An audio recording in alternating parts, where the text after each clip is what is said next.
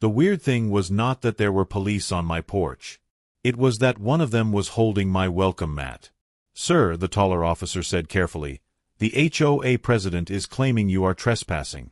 Behind him, Cheryl Danvers, Pine Hollow Ridge HOA president and part-time despot, was standing on my lawn with a folder clutched to her chest and a smile that said finally. I held up my keys. "I live here." She shook her head slowly with a tone that dripped with false sympathy. "No, you used to live here, Evan. The board voted. You have been removed." The shorter officer glanced between us with confusion written all over his face. "Ma'am, that is not how property works." Cheryl flipped open her folder like she was about to read my last rites. "The association has foreclosed on this property due to unpaid fines. He has been notified repeatedly. He is now refusing to vacate. We are requesting he be removed." I laughed, because that is what you do when reality glitches. "Check the county records," I said, leaning on the doorframe I had painted myself. "You will find my name on the deed." Nobody told me my house got voted away in a cul-de-sac meeting. Cheryl narrowed her eyes with an intensity that could have cut glass. "You knew this was coming, Evan. Actions have consequences." At that point I thought she meant letters and fines. I did not realize she meant we quietly sold your house at a Tuesday morning auction you never heard about. "My name is Evan Rourke. I am not exciting. I write database integration software, I make pour-over coffee, and my idea of a wild night is falling asleep on the couch watching nature documentaries while my air purifier hums in the background. 3 years ago, I bought a townhome in Pine Hollow Ridge because it was close to my office and came with a small patio where I could grow basil and pretend I was not absolutely terrible at plants. The listing said quiet community, amenities, strong HOA. Should have been my first red flag. The HOA came packaged with Cheryl Danvers. Cheryl was mid-50s, eternally in a cardigan, walking a small dog that always looked embarrassed. She introduced herself the day I moved in by handing me a glossy binder. "These," she said, patting it like a Bible, "are the covenants, conditions, and restrictions. I assume you have read them already, but this is the updated edition." "I literally closed on this place 2 hours ago," I said. "You will want to catch up," she replied with an edge to her voice. "We have standards here." I did not think much of it. I paid my dues through autopay, mowed my tiny square of grass the exact height the booklet suggested, and worked from home in blissful suburban anonymity. Then my employer went remote first. I spent 3 weeks out of state helping my mom recover from surgery, and came back to the first hint that Cheryl had decided my property was actually her property with my name temporarily on it. It started with the stack of envelopes. They were piled on my kitchen counter where my house sitter had left them, all from Pine Hollow Ridge Community Association, all with varying levels of aggressive typography. The first couple were standard. Friendly reminder: trash cans must be stored out of sight within 2 hours of pickup. Apparently, my neighbor had sent in a time-stamped photo. Notice of violation: unauthorized patio items in parentheses 2. The crime: a bright blue folding chair and a tiny grill. I rolled my eyes, moved the chair inside, and texted the HOA office to ask if the grill was really an issue. No response. The next letter, dated 2 weeks later, was less friendly. Second notice: fines of $50 per day will begin accruing for continued violations. Failure to cure may result in legal action or lien placement. Here is the thing: by the time that letter allegedly went out, I had already fixed everything. I knew, because my house sitter, my cousin Nate, a human golden retriever, had texted me a photo of the now barren patio with the caption, "Your HOA lady glared at me, so I hid everything." Then came the big boy envelope. Final notice of delinquency and intent to foreclose. According to this one, I now owed $4,375 in fines, late fees, and administrative costs. It claimed I had been notified on multiple occasions and had failed to cure any violations. I called the HOA office. Straight to voicemail. I emailed the property management company. Auto reply. I went to the monthly open meeting listed on the website.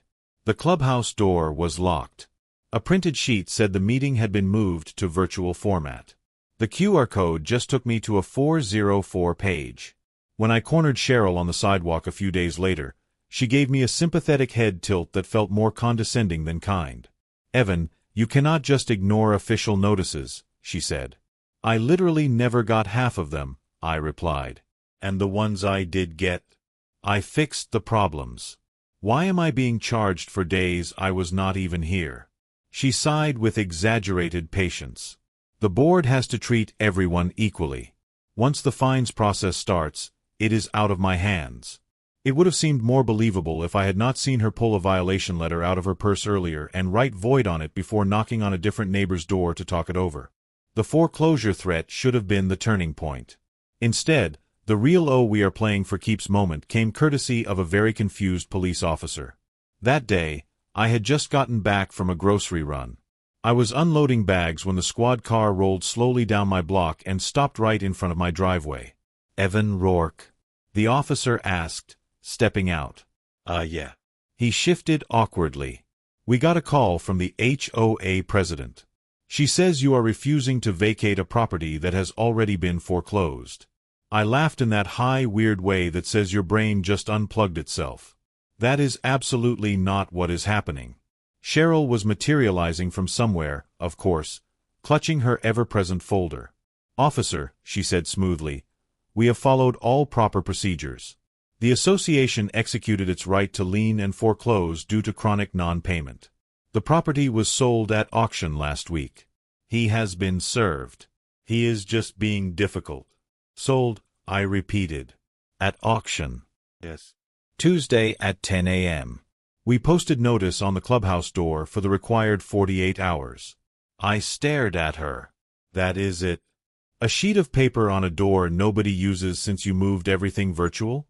She shrugged, as if we were debating cookies at a bake sale. "We are not required to chase you down, Evan." The officer cleared his throat. "Ma'am, do you have any proof this property changed ownership?" She whipped out a document like she had rehearsed for this moment. "Trustee's deed upon sale," she said proudly. "The purchaser will be arriving with their own legal counsel shortly." The purchaser turned out to be a guy in a suit from an LLC no one had heard of, who clearly expected to walk into a vacant, freshly foreclosed townhome, not find the original owner arguing with a cop on the driveway. While everyone postured, I did something truly wild.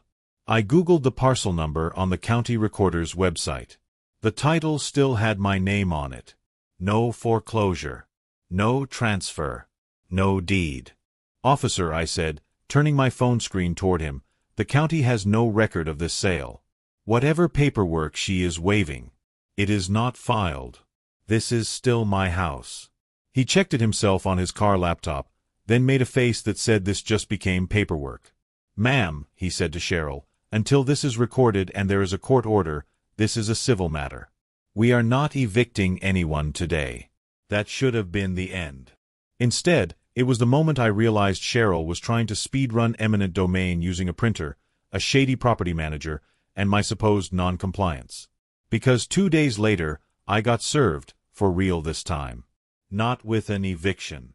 With a lawsuit, filed by the HOA, claiming I was unlawfully occupying their property and damaging their reputation and brand.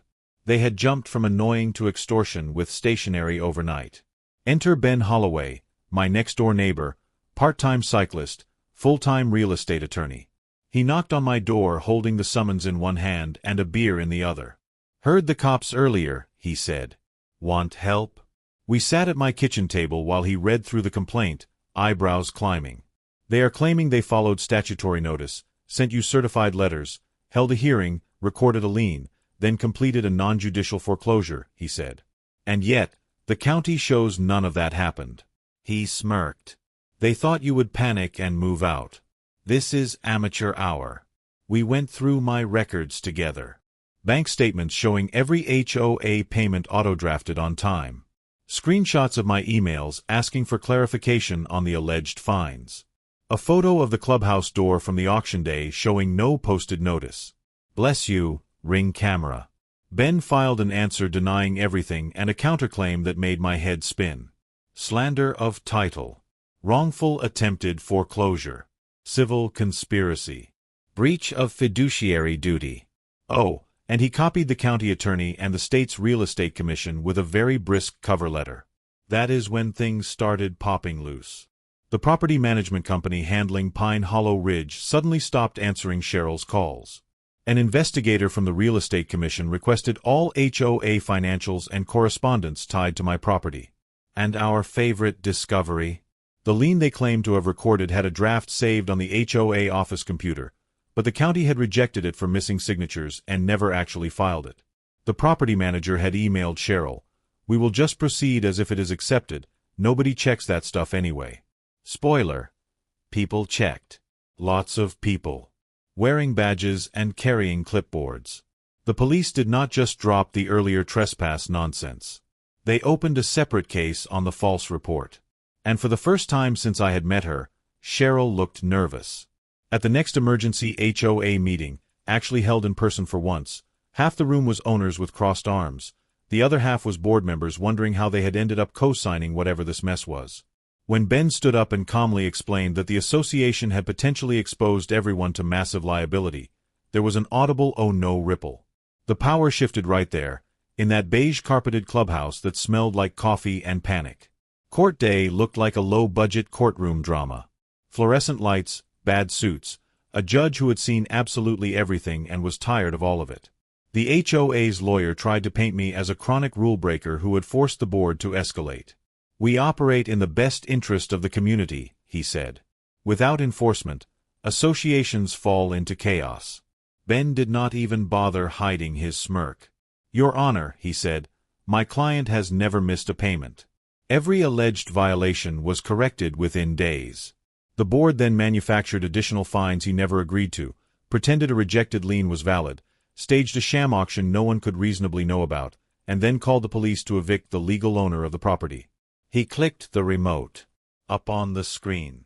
The ring footage of the auction day clubhouse door, empty. The county's no records found search result for my parcel's foreclosure history. The email where the property manager wrote, "We will just proceed as if it is accepted. Nobody checks that stuff anyway." Then came Cheryl's own words. Through discovery, we had gotten her emails to the board. "If we do not make an example out of Evan, everyone will think they can argue. We have to show we are serious. Ownership is conditional on compliance." The judge leaned forward at that one. "Ms. Danvers," he said, "homeownership is not conditional on an HOA's feelings. You are not a sovereign nation. You are a volunteer board for a townhouse complex." Her lawyer tried to shift blame to the property manager, claiming they had relied on professionals. Unfortunately for them, the property manager had already cut a deal with the state to save his own skin, and his deposition was brutal. He testified that Cheryl had pushed to fast-track my foreclosure, told him not to waste time on certified letters, and suggested posting notices in places where he probably will not see them, or he will lawyer up. The judge's ruling was thorough. He declared the supposed foreclosure null, void, and a legal fiction. He found the HOA and Cheryl personally liable for slander of title, wrongful attempted foreclosure, abuse of process, and intentional infliction of emotional distress. Damages. Enough to make the board collectively suck in air. I got compensated for legal fees, emotional distress, and a nice chunk on top for the whole tried to steal my house thing.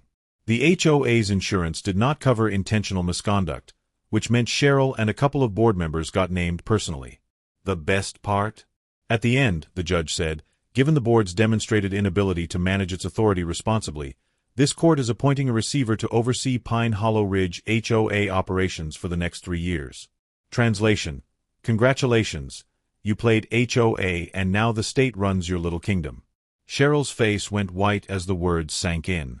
Her lawyer leaned over to whisper something, probably the dollar amount she would personally owe, and I watched her grip the table edge so hard her knuckles turned the color of bone.